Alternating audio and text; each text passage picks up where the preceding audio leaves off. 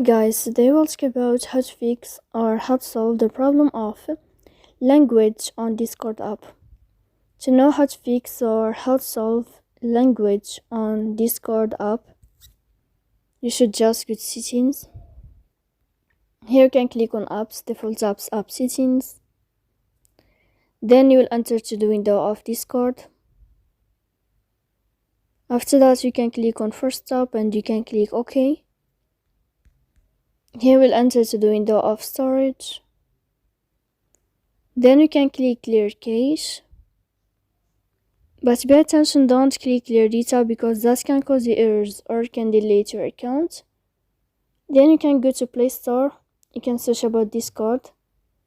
If you find update in this blue sign, you can update your app. So please don't forget to support us by like and subscribe. See you next time in another video.